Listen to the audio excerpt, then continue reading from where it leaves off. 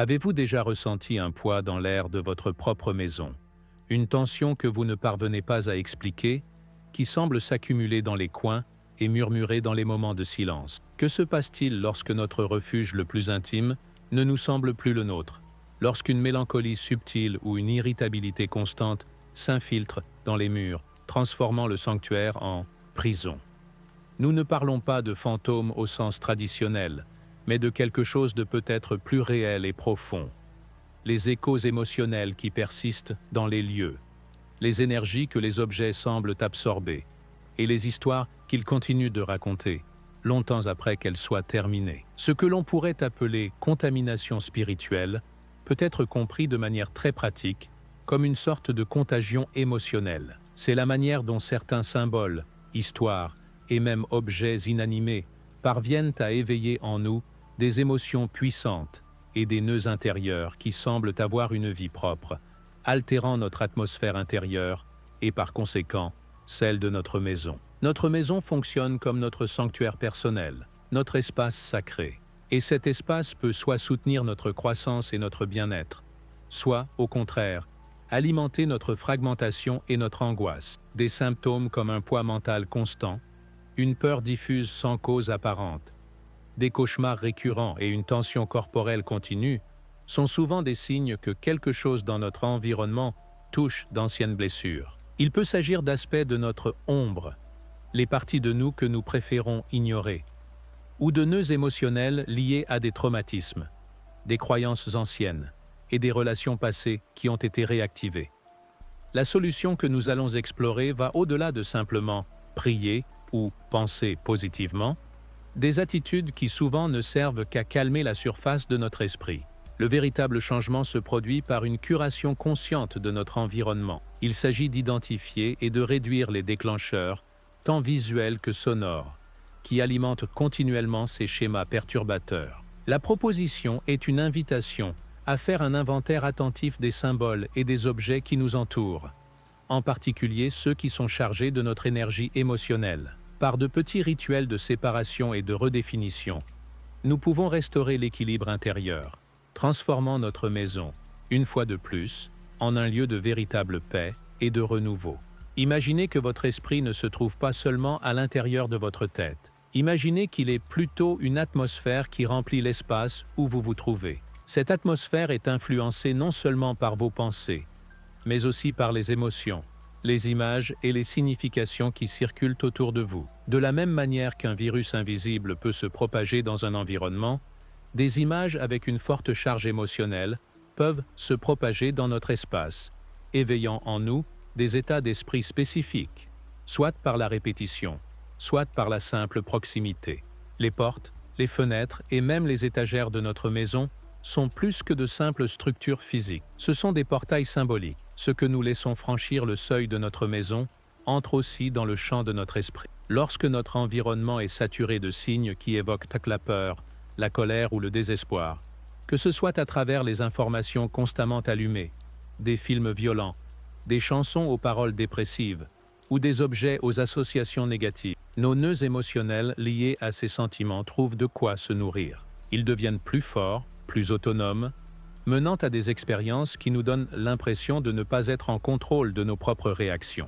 Pour diagnostiquer cette situation, nous n'avons pas besoin de chercher des causes surnaturelles, mais plutôt d'observer des schémas, des discussions qui éclatent toujours dans la même pièce de la maison, une insomnie qui commence mystérieusement après avoir apporté un nouvel objet dans la chambre, des cauchemars qui semblent liés à une image spécifique que nous avons vue pendant la journée. L'objectif n'est pas de vivre dans la peur, mais plutôt de pratiquer une sorte d'hygiène émotionnelle. Cela signifie surveiller avec conscience ce qui entre, ce qui sort et ce qui s'accumule dans notre espace, et comment ces éléments affectent notre humeur et notre capacité à nous sentir centrés. Cette surveillance bienveillante des portails de notre maison protège notre sanctuaire personnel et crée les conditions nécessaires pour que la clarté et la paix intérieure puissent s'épanouir avec moins de bruit et d'interférences. Les objets qui nous entourent ne sont jamais de simples choses.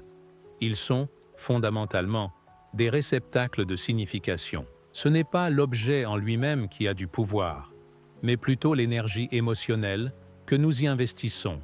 son histoire, l'intention avec laquelle il nous a été donné, le souvenir qu'il porte. Pensez à une simple bague, si elle a été un cadeau d'un grand amour. Elle porte une énergie de tendresse et de connexion. Si elle a été héritée d'un parent avec qui nous avons eu une relation difficile, elle peut porter un poids d'obligation ou de tristesse. L'objet est le même, mais l'énergie qu'il émane dans notre espace psychique est complètement différente. Certains objets, amulettes, statues, bijoux, souvenirs de voyage ou œuvres d'art, peuvent avoir une charge émotionnelle particulièrement forte, une qualité presque sacrée, ou au contraire, perturbatrice. Ils ont la capacité d'activer en nous nos nœuds intérieurs les plus profonds. La culpabilité, la peur, le ressentiment, ou même un désir inconscient de pouvoir et de contrôle. Les héritages familiaux, en particulier, condensent souvent plusieurs couches d'histoire, tant personnelles que du clan familial. Si elles ne sont pas examinées avec conscience, ces histoires continuent d'opérer au fond de notre esprit, influençant notre humeur et nos choix de manière que nous ne percevons même pas. La question essentielle à se poser, face à un objet qui nous cause de l'inconfort ou une étrange fixation, est simple. Comment est-ce que cela me fait me sentir? Quelle partie de moi cela réveille-t-il? Lorsque nous décidons consciemment de retirer notre énergie émotionnelle d'un objet, que ce soit en le jetant, en le rangeant, ou simplement en faisant un petit rituel de libération, l'énergie qui y était piégée se remet à circuler librement. Elle devient disponible pour des tâches plus importantes, comme créer, aimer, rêver et vivre pleinement. Ce geste n'est pas une superstition, c'est un acte symbolique puissant qui réorganise nos frontières internes et réduit les déclencheurs qui nous maintenaient prisonniers. Ce faisant, nous permettons à notre esprit conscient de reprendre sa place d'observateur, au lieu de continuer d'être l'otage d'impulsions et d'émotions répétitives. Les histoires anciennes, y compris de nombreux passages de textes sacrés qui parlent de purification, peuvent être vues comme des cartes pour l'âme humaine. Lorsque nous lisons des avertissements pour ne pas introduire de choses détestables dans la maison, ou des actes comme brûler des rouleaux de sorcellerie, nous pouvons le comprendre de manière symbolique et psychologique. Ces récits dramatisent un besoin humain fondamental, celui de rompre avec des liens qui nous font du mal et de rediriger notre énergie vitale vers ce qui nous sert véritablement et nous fait grandir. En termes symboliques, les idoles, mentionnées dans ces histoires, représentent nos fixations psychologiques, ces idées, habitudes ou même personnes auxquelles nous nous accrochons de manière rigide et qui empêchent notre évolution. L'acte de détruire ou de brûler ces idoles est une métaphore puissante pour le processus de libération des nœuds émotionnels qui dominent notre esprit. C'est l'acte de déclarer « ceci ne me sert plus » et de libérer l'énergie qui était piégée dans cette fixation. D'un autre côté, ces mêmes traditions nous parlent aussi d'objets qui fonctionnent comme des supports de guérison et de bénédiction, comme des autels, des images sacrées ou des talismans. Cela montre que, tout comme il existe des supports pour ce qui est négatif, il existe aussi des supports pour ce qui est positif, des images et des rituels qui nous aident sur notre chemin pour devenir qui nous sommes réellement. Les grandes traditions de sagesse ne voyaient pas les mythes comme de simples fantasmes. Elles reconnaissaient leur rôle dans la création de sens et la formation de notre boussole morale. Ainsi, ces récits anciens sur la purification peuvent être vus comme un drame archétypal. La personne ou la communauté confronte les symboles qui ne servent plus à son bien-être, réalise un rituel de séparation conscient et fait de la place pour un nouveau cycle de plus grande intégrité et liberté. Cette lecture symbolique nous aide à éviter le danger de prendre les choses au pied de la lettre et se concentre sur la fonction transformatrice du rituel. Un passage créatif qui nous aide à naviguer les tensions de la vie, comme l'attachement et la liberté, à travers un acte qui a une signification profonde pour notre âme. Alors, comment pouvons-nous reconnaître dans notre vie quotidienne quand un de ces nœuds émotionnels a été activé par notre environnement? Les signes sont souvent subtils, mais persistants. Il peut s'agir de cauchemars au thème récurrent, une sensation de fatigue ou de poids dans le corps qui n'a pas d'explication médicale, un état d'alerte constant, comme si nous nous attendions toujours à ce que quelque chose de mal arrive. Il peut aussi s'agir d'impulsions soudaines de colère ou de tristesse qui semblent complètement disproportionnées par rapport à la situation, ou de pensées négatives qui se répètent dans notre esprit comme un disque rayé. Du point de vue de la psychologie des profondeurs, tous ces signes indiquent qu'un nœud d'émotions et d'images a momentanément pris le contrôle. C'est cette sensation étrange de ne pas être soi-même, de sentir que nous avons été pris par quelque chose, que nous ne parvenons pas à contrôler. Pour identifier l'origine de ces perturbations, nous pouvons apprendre à utiliser notre corps comme une boussole. Faites attention à votre respiration. Devient-elle soudainement plus courte lorsque vous entrez dans une certaine pièce? Sentez-vous une oppression dans la poitrine lorsque vous prenez un certain objet? Avez-vous des frissons chaque fois que vous passez devant un certain coin de la maison? Ces réactions physiques sont votre corps qui vous parle, vous montrant où se trouvent les points chauds, symboliques dans votre foyer. Nos rêves et même nos rêveries pendant la journée nous offrent aussi de précieuses pistes, pointant souvent directement vers les symboles qui alimentent le problème. La règle pratique est simple.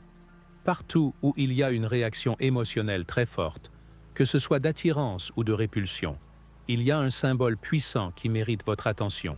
L'objectif de ce processus n'est pas de créer un environnement stérile et exempt de défis. Au contraire, c'est d'apprendre à discerner entre ce qui nous maintient prisonniers d'un schéma répétitif et qui appauvrit notre vie, et ce qui, même si c'est inconfortable, nous invite à intégrer de nouvelles parties de nous-mêmes et à grandir. Notre esprit est comme une éponge, absorbant constamment le monde autour de nous. Les canaux par lesquels cette absorption se produit sont nombreux, et la plupart opèrent sans que nous nous en apercevions. Les images et les sons auxquels nous nous exposons de manière répétée, les paroles des chansons que nous écoutons en boucle, les films et séries que nous regardons, les jeux vidéo dans lesquels nous nous plongeons, même les tableaux que nous avons sur le mur, créent des sillons dans notre esprit, comme l'eau qui coule toujours par le même chemin. Avec le temps, ces sillons deviennent des habitudes émotionnelles. Les récits axés sur la violence, le désespoir ou l'idée que la vie n'a pas de sens peuvent alimenter directement nos nœuds intérieurs de colère, de tristesse ou d'apathie. Un autre canal puissant est celui des objets que nous recevons, en particulier ceux qui sont chargés de l'intention d'autres personnes. Des cadeaux donnés par quelqu'un avec des sentiments d'envie, des artefacts de pratiques spirituelles que nous ne comprenons pas, ou même des œuvres d'art qui nous provoquent un sentiment de perturbation, peuvent fonctionner comme des ancres pour des énergies qui ne sont pas les nôtres. De la même manière, des objets liés à des relations passées qui n'ont pas été bien résolues peuvent nous maintenir prisonniers de cycles émotionnels qui auraient déjà dû se terminer. Les héritages et les souvenirs, en particulier, peuvent n'abo nous faire porter, sans que nous en ayons conscience, des pactes invisibles avec d'anciennes loyautés familiales ou culturelles qui peuvent aujourd'hui être en conflit direct avec le chemin que notre âme veut suivre. L'invitation ici est de faire une distinction attentive. Qu'est-ce qui, dans ma vie, est une appréciation véritable d'une culture ou d'une tradition? Et qu'est-ce qui est une identification qui me retient et me limite? Qu'est-ce qui élargit ma vision du monde? Et qu'est-ce qui, au contraire, rétrécit ma vie et m'emprisonne dans les peurs et les préjugés?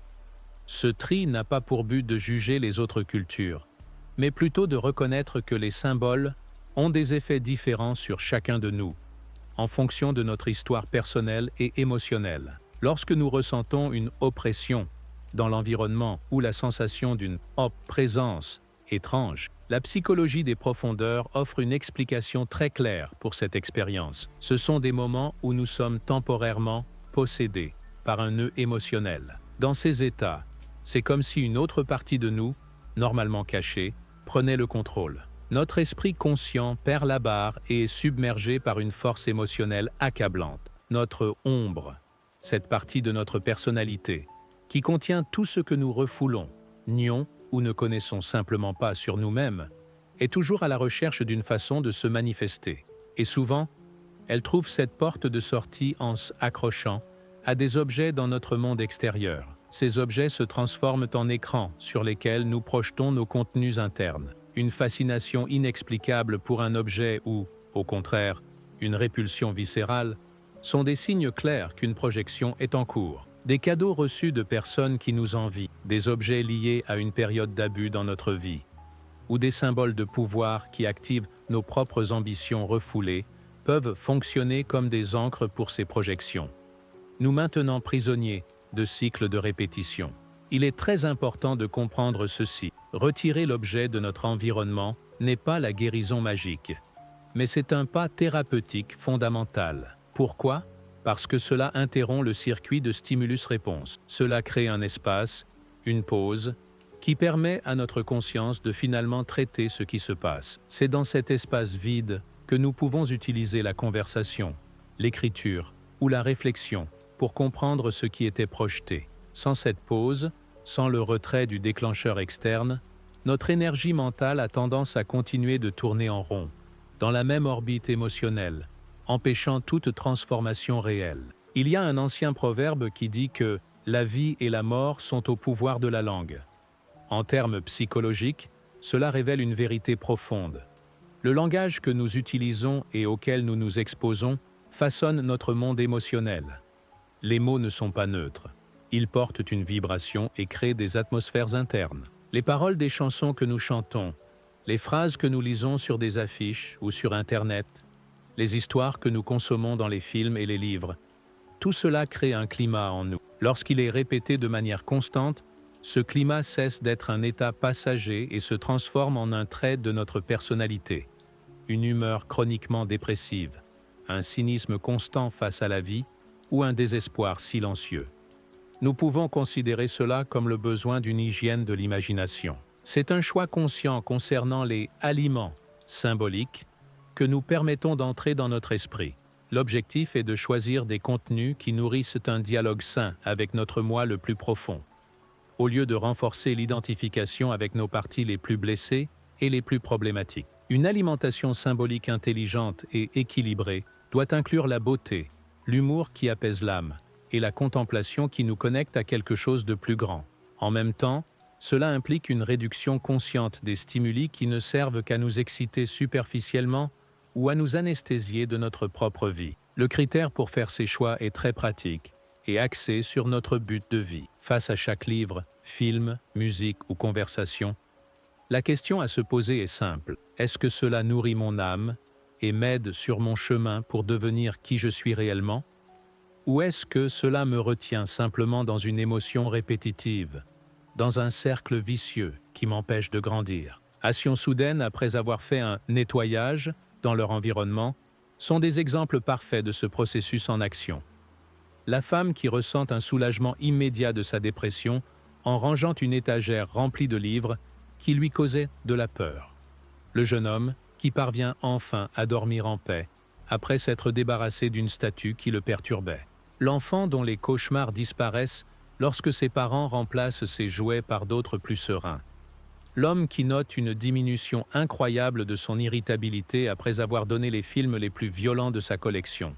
Toutes ces histoires illustrent le pouvoir d'un changement dans notre scénario symbolique. En retirant les déclencheurs visuels et émotionnels, notre énergie mentale, qui était consommée pour maintenir les nœuds émotionnels activés, est libérée et peut être utilisée à des fins plus constructives. L'acte de sélectionner et de jeter, dans ces cas, a fonctionné comme un puissant rituel de passage. Il a marqué un nouveau contrat symbolique entre l'esprit conscient et l'âme. Une déclaration d'intention de suivre un nouveau chemin. Le soulagement rapide que l'on ressent souvent n'a pas besoin d'être vu comme quelque chose de magique. C'est, en fait, un effet psychologique parfaitement naturel. Lorsque nous arrêtons la stimulation continue qui maintenait la tension interne, cette tension se dissout simplement. Dans beaucoup de ces histoires, le corps a été la boussole, le malaise près d'un objet, la sensation de poids dans une pièce, confirmant le lien profond qui existe entre notre esprit et notre corps. L'élément commun à toutes ces expériences est un geste symbolique clair, fait avec une intention consciente, suivi par une réorganisation de l'environnement et l'adoption de nouveaux symboles qui soutiennent la tranquillité, le sens et la croissance personnelle. Si vous souhaitez appliquer ces concepts de manière concrète dans votre vie, il existe un plan pratique que vous pouvez suivre, divisé en 3 étapes simples. La première étape est l'inventaire symbolique. Cela signifie simplement marcher dans votre maison avec de nouveaux yeux et, plus important encore, avec un cœur ouvert. Touchez vos objets, sentez leur texture et demandez-vous: comment est-ce que cela me fait me sentir? Quel souvenir ou quelle émotion cela éveille-t-il en moi? Notez, mentalement ou sur un papier, les objets qui vous apportent des sentiments de peur, de culpabilité, de colère, de tristesse, ou qui vous donnent l'impression d'être prisonnier du passé. Soyez complètement honnête avec vous-même.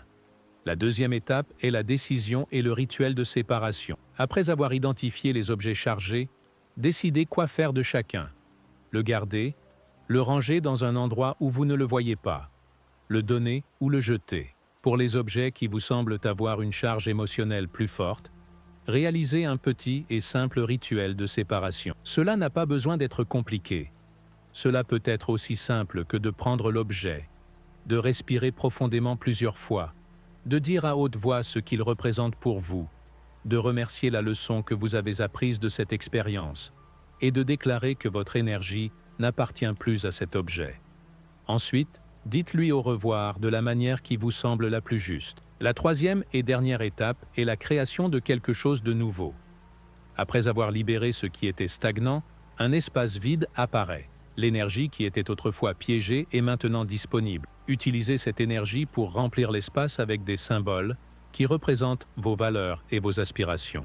Mettez une nouvelle musique, achetez une plante, allumez une bougie. Ce cycle transforme l'énergie qui était autrefois un problème en potentiel créatif. Rappelez-vous, l'objectif n'est pas de passer les objets problématiques à d'autres personnes, mais plutôt de clore le cycle pour vous. C'est un processus que vous pouvez répéter chaque fois que vous en ressentez le besoin, car chaque nouvelle phase de la vie apporte de nouveaux symboles à accueillir et de vieux symboles à libérer. Avec l'espace maintenant plus léger et libre des influences qui l'alourdissaient, arrive le moment le plus important, celui de recréer consciemment votre foyer comme un véritable sanctuaire. Ce processus commence avec votre intention.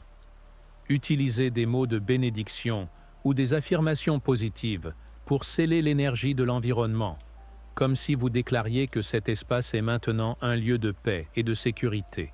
Remplissez le silence avec des musiques qui apaisent votre âme et élèvent votre esprit. La lumière et l'air frais sont essentiels. Ouvrez les fenêtres tous les jours, laissez le soleil entrer, purifiant physiquement et symboliquement votre espace. Créez de petits coins de contemplation, peut-être avec un fauteuil confortable ou un coussin. Des endroits où vous pouvez vous asseoir en silence pendant quelques minutes chaque jour. Entourez-vous d'images qui vous inspirent et qui représentent la direction que vous voulez donner à votre vie. L'entretien de cette atmosphère de bien-être est réalisé par de petits rituels quotidiens.